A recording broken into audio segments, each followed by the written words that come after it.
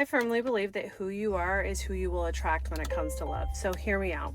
If you have healed, if you have looked at your traumas and triggers, if you are aware when you get triggered and you know why, and you've faced your demons and you've tried your hardest to regulate your nervous system or work through those demons, and look, maybe you're not perfect, maybe you still get triggered and you still act out of pocket at times, but you, for the most part, understand why you move the way you do, and when there's instances where you're not moving in a way that you would prefer, you've developed strategies to calm yourself, to check yourself, to keep it pretty kosher when it comes to how you show up in the world.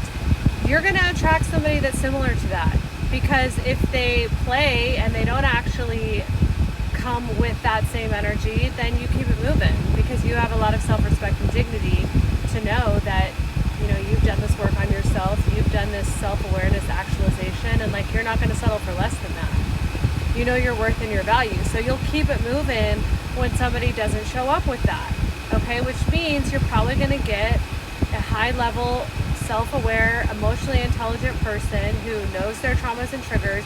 Doesn't mean you're perfect. You guys work together to continue to level up, but your baseline is pretty good. It's pretty self-aware. It's pretty healthy. Let's say that you've never faced really any of your traumas. You've blamed it all on somebody else. It was all somebody else's fault. You're in a victim mentality. You've never actually taken ownership for the way that things have shown up in your life, or what you tolerated even.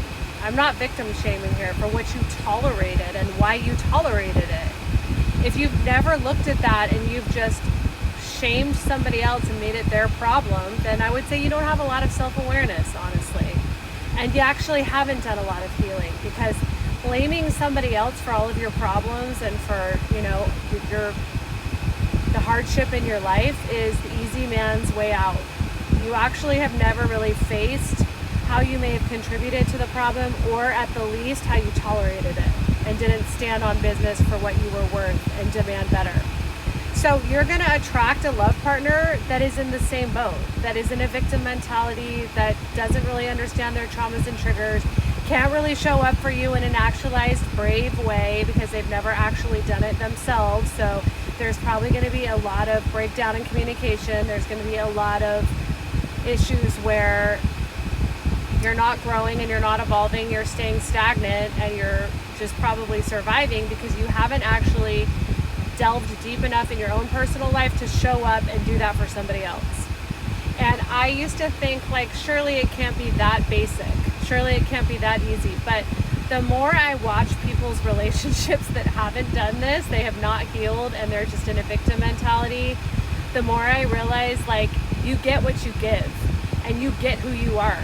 So choose wisely and tend to yourself first. Invest in yourself first, because when you invest in yourself and you take the time to be alone and face your traumas and your triggers, and you level up within, you level up your mental game, your emotional game, you're going to attract somebody that's done the same.